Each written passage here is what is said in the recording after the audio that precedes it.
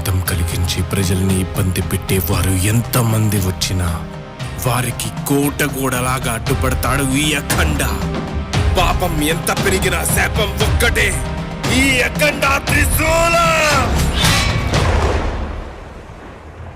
శత్రువు అడుగు ముందుకే పడుతుందా, ఎదురుగా నువ్వే నిలబడితే నిన్ను దాటి వెళ్ళగల ధైర్యం చేసి